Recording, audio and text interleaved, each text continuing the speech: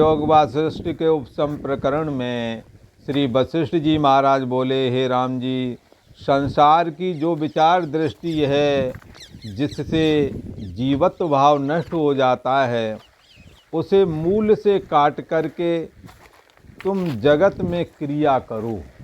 मूल से काट करके, मूल क्या है? मूल जीवत्व भाव का मूल कारण अज्ञानता है। इस अज्ञानता का नाश कर हो जाता है कैसे? तत्व ज्ञान के श्रवण मनन निधिध्यासन से। आत्मा को जानना है तो अज्ञान की निवृत्ति होनी चाहिए। तो कैसे होवेगी? आत्मा वारे दृष्टव्या, श्रोतव्यो, मंतव्यो, निधिध्यास्तव्या। आत्मा का श्रवण करें, आत्मा का मनन करें, आत्मा का निधिध्यासन करें। ऐसा करने से ये संसार का जो मूल है क्या? जीवत्व भाव। संसार की जो विचार दृष्टि क्या है? आत्मा सत्य है। और संसार का जो पद पदार्थ है ये व्यवहारिक कालीन सत्य है। अंत में ये धीरे धीरे करके परिवर्तित होकर के नष्ट हो जाते हैं। संसार की जो विचार दृष्टि है, और कैसी है विचार दृष्टि? जो उससे जीवत्व भाव नष्ट हो जाता है, उससे मूल काट कर, उसे मूल से काट कर तुम जगत में क्रिया करो। मूल क्या है? अज्ञानता है। अज्ञानता के बाद में क्या होता? अहम अस्मि। तो अज्ञानता का नाश करने के लिए तत्व ज्ञान का श्रवण करें और बारंबार निधिध्यासन से अहंकार का नाश होता है। आत्म संस्तम मना कृत्वा, ये मन रूप जो परिच्छिन्नपना है इसे व्यापक शुद्ध है और जाननापना मात्र आत्मा में स्थापित करें। आत्म संस्तम मना कृत्वा न किंचित चिंतित, सिर्फ आगे वाला नहीं देखना है, अपने को है और जाननापना में ही रोक लेना है। कौन हूँ क्या ये नहीं सोचना है। ऐसा सोचने से दृष्टि बहिर्मुख की ओर भागे, पर अंतर्मुख करके आत्म संस्तम मना करता है और जाननापना मात्र में ही अपने को रोक लें। न किंचित चिंतित, फिर नहीं कुछ सोचना है। यही पॉइंट आपको आत्मा में स्थिति लाभ प्राप्त कराता है। इसलिए यहाँ मूल से काट करके तब तुम जगत में क्रिया करो, तो जगत की क्रिया तुम्हारे को बांधेगी नहीं। जैसे ज्ञानवान जीवन मुक्त संसार में विचरते हैं, और विचरते हैं पर अनेकों प्रकार के कर्म भी उन्हें करने पड़ते हैं, पर वो कर्म उन्हें बांधते नहीं हैं। ऐसे ही राम जी तुम भी विचरो, जैसे जीवन मुक्त महापुरुष विचरते रहे। पूर्वई पूर्वतरम कृतम, जैसे पूर्व वाले ऋषि महर्षियों ने किया था अभ्यास आत्मा का श्रवण मनन निध्यासन, ऐसे ही आप भी करें, हम भी करें। सभी लोगों के लिए एक ही विधान है। जो चैतन्य सत्ता आत्मा सतयुग में था वही अभी भी, द्वापर में जो था वही अभी भी है। पूर्व में जीवन मुक्त महापुरुषों ने क्या किया था? श्रोतव्यो मंतव्यो निधिध्यास्तव्या। क्या किया था? चित्त शुद्धि के लिए निष्काम कर्म किए थे। पूर्व ही पूर्वतरम, पूर्व वालों ने जैसा किया था उससे पहले वालों ने जैसा किया था वही परंपरा को हमने पालन करना है। क्योंकि वो ऋषि महर्षि बहुत ही बुद्धिजीवी और बहुत ही मेधा संपन्न और महाबुद्धिमान थे। आत्मा में उनकी बुद्धि का लय हो चुका था, आत्मा में उनकी स्थिति प्राप्त हो चुकी थी। ऐसे महापुरुषों ने जैसे चित्त को निर्मल बनाया, फिर आत्मा का श्रवण मनन निध्यासन करके अपने को शुद्ध चैतन्य सत्ता में स्थित करके कैवल्य निर्वाण को प्राप्त हो गए हैं। वैसे ही हमने भी उसी प्रक्रिया के तहत विचारना है, और जैसे वो विचार करके आत्मा में स्थित हुए, फिर जगत के सारे व्यवहार कर्म भी सारे जीवन भर किए, ऐसे हमने भी करना है। हे राम जी, तुम जीवन मुक्त ज्ञानवान संसार में जैसे विचरते हैं और जैसे अपने कर्मों को करते हैं वैसे ही तुम भी करो। भार वाहक की नाई भ्रम में ना पड़ना। जैसे भार को ढोने वाले लोग ढोने लगे, जैसे ये गधा है और वे जानवर है, भार लादा जाता है, तो इनकी तरह नहीं करना कि जो लादे हो वो दूसरों के लिए अपने लिए कुछ करे ही नहीं, जिंदगी भर दूसरों के लिए अपने लिए कुछ सोचा ही समझा नहीं।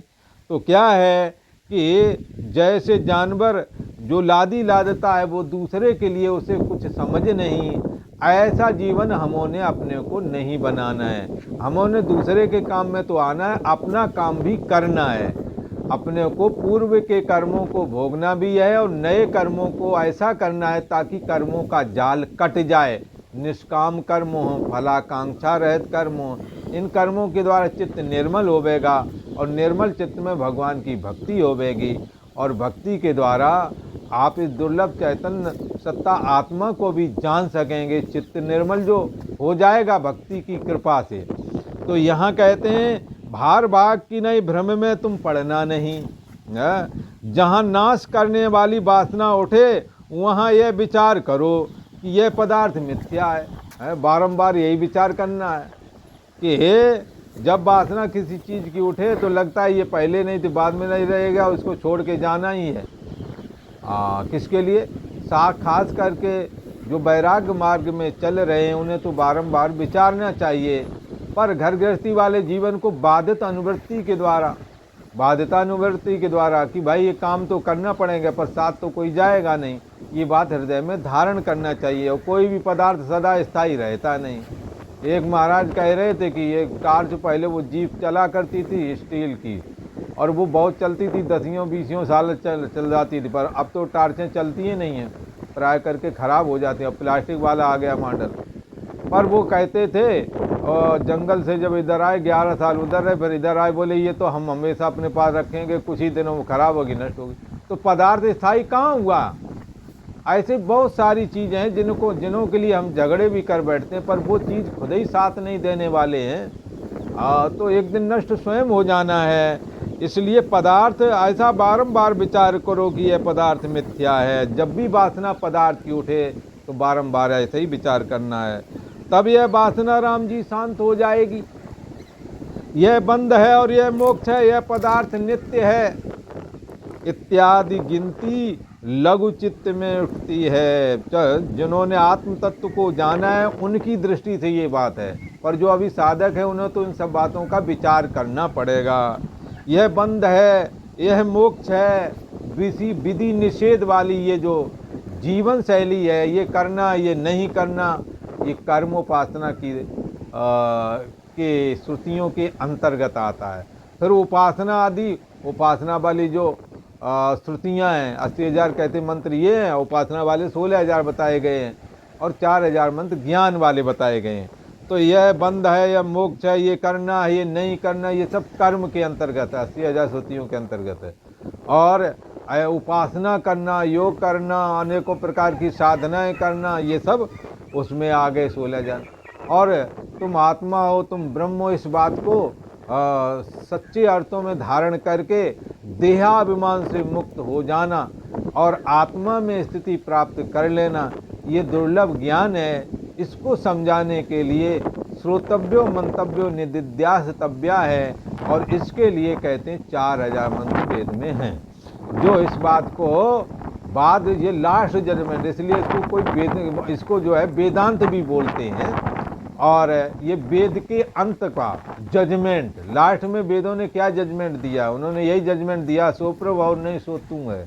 जिस परमात्मा की खोज तू करता तेरे अंदर बैठा हुआ है, और फूल में जैसे खुशबू रहती है, दर्पण के अंदर जैसे छाया रहती है, ऐसे ही परमात्मा आपके हमारे हृदय में विद्यमान है। इसलिए जिन्होंने ऐसा जाना है उनके लिए तो ये चर्चा कोई ज़्यादा माने नहीं, क्योंकि वो इसके इस स्तर से ऊपर उठ गए हैं। जो ये बातें इन स्तर से ऊपर उठ गए, पर अभी जो वहाँ तक नहीं पहुँचे उनके लिए बहुत ज़रूरी है। क्या बंधन? बंधन समझना पड़ेगा। बंधन क्या है? मोक्ष क्या है? कौन सा पदार्थ नित्य है, कौन सा पदार्थ नित्य नहीं है? बारंबार विचारोगे पता लगेगा। दुनिया में आ ब्रह्म भुवनान लोका पुनरावर्ती नोर्जुना माम उपेत तू कौनते पुनर्जन्म न विद्यते। यहाँ से लेकर ब्रह्मलोक पर्यंत सारे पदार्थ अनित्य हैं। कोई ऐसी चीज़ नहीं जो सदा स्थित रहे। स्वर्ग वाले लोग भी गिरे, बैकुंठ धाम से जय विजय गिरे, ब्रह्मलोक से भी कईयों आए वापस। तो कौन सा लोक स्थायी है, ऐसा कैसे कहें? एक आत्मा के अलावा और कोई लोक सदा रहने वाला नहीं है। इसी को जब विचारते थे कबीर महाराज, और कबीर ने, राम जी ने कहा, कबीर तुम्हारे हम खुश हैं, तुम आ जाओ यहाँ, राम बुलावा भेजिया दिया कबीरा रोए, जो सुख साधु संग में सो वैकुंठ न होए। साधु संग में आत्मा का दुर्लभ तत्व ज्ञान की बातें होती हैं, चर्चा होती है, और जिसमें जीते जी मुक्ति का एहसास होता है, इसलिए जीवन मुक्ति का अनुभव होता है, आत्मा में स्थिति प्राप्त हो जाती है। ये पदार्थ ये जो है सत्संग वहाँ ना मिलेगा, ये यहाँ वहाँ तो वही मिलता है जो यहाँ से करके जाओ। तो यहाँ कहते हैं कि ये बंध है, ये मोक्ष है, पदार्थ नित्य इत्यादि गिनती छोटे चित्त में उठती है। अभी जिसकी पूरी समझ नहीं जागी है उनके अंदर ये उठती है, परंतु उदार चित्त जिन्होंने चैतन्य सत्ता आत्मा को श्वास से अभिन्न करके जान लिया है उनको कहते हैं उदार चित्त। ऐसे उदार चित्त जो ज्ञानवान पुरुष हैं उनके आचरण के विचारने में देह दृष्टि नष्ट हो जाएगी। उनका आचरण ऐसा, व्यवहार ऐसा है, यदि उनके आचरण और व्यवहार को देखें तो भी देह दृष्टि नष्ट हो जाती है। इसलिए भगवान श्री कृष्ण का चिंतन करने वाला देह अभिमान से मुक्त हो जाता है।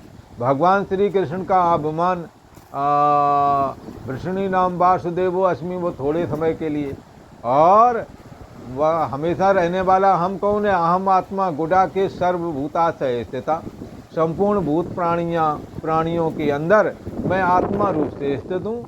अर्जुन ने पूछा महाराज तुम कौन हो? बोले अहम आत्मा, मैं आत्मा हूँ। बोले रहते कहाँ हूँ? सर्वभूताशय स्थिता, संपूर्ण भूत प्राणियों के हृदय देश में रहता हूँ। ये दृष्टि जिनको पता, जो भगवान श्री कृष्ण का भजन करेगा, भगवान राम का करेगा, उनको ये दृष्टि स्वाभाविक ही आ जाएगी। मनुष्य का ये स्वभाव है, जिससे जुड़ता है उसके दो गुण दोषों को अपने में ले आता है।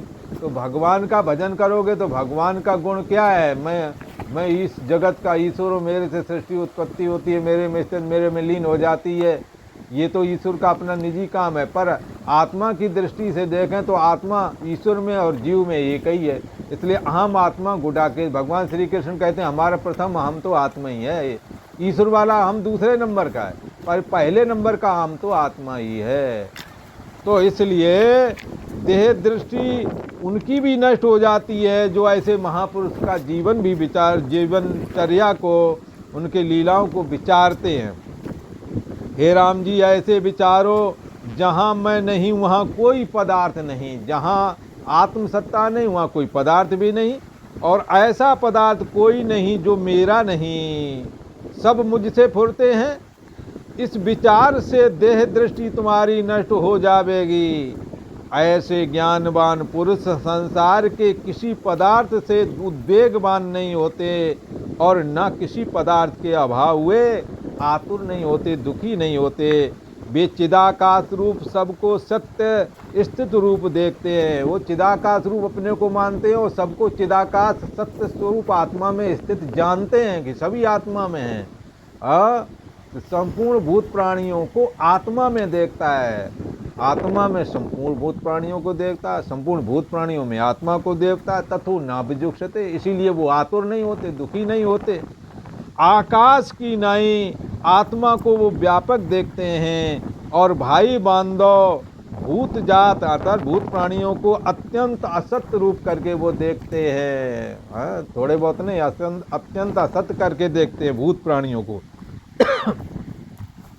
नाना प्रकार के अनेक जन्मों में भ्रम से अनेक बांधव हो गए हैं। जब पीछे वाला जो जीवन था उसमें भी हमारे आपके बांधव थे, उनके लिए हम रोए, उनके लिए किया कमाया, उनको खाने पीने रहने का इंतजाम किया, कपड़े लत्ते बनवाए, पढ़ाए लिखाए, और वो वाले छूट गए, अब यहाँ आ गए तो अब ये वाले कर रहे। ये पुनरप जन्म पुनरप मरणम पुनरप जननी जठरे शयनम, ये संसारे खल दुस्तारे कृपया पारे पाए मुरारे। ये भगवान श्री कृष्ण की भक्ति करनी चाहिए जिससे कि चित्त निर्मल हो और अहम आत्मा गुडाकेश में आत्मा हो ये ज्ञान हमारे को भी प्राप्त हो। तो फिर क्या होगा? जब प्राप्त होगा तो क्या होगा? भाई बांधव और भूत जात को अत्यंत असत रूप करके देखते हैं। कार्य सब करते हैं पर असत रूप करके देखते हैं। नाना प्रकार के अनेक जन्मों में भ्रम से अनेक जो बांधव हुए हैं, ऐसे ये भी बांधव हैं। इसलिए भगवान श्री कृष्ण का समस्त वंश प्रवास क्षेत्र में नष्ट हो गया, पर उन्होंने कोई परवाह नहीं की। 16,108 रानियाँ, कोई भी साथ में नहीं थी। सबसे जुड़े रहे और सबसे अलग रहे। ऐसे ही हम जग में रहें, हरि को भूले ना। हाँ, तो ज्यों त्रिया पियर बसे सुर राखे पिय माए, ऐसे ही हम जग में रहें, हरि को भूले ना। वास्तव में त्रिलोकी और बांधवों में भी बांधव वही है जिसने अपने आत्मा को जाना है, वो सभी का बांधव बन जाता है। नाना प्रकार के अनेक जन्मों में भ्रम से अनेक बांधव हो गए हैं। वास्तव में त्रिलोकी और बांधवों में भी बांधव वही है जिसने आत्मा को जाना है। इति श्री योग वशिष्ठे उपशम प्रकरणे जीवन मुक्त वर्णन नाम 18 सर्गा। आज इतना ही। ओम।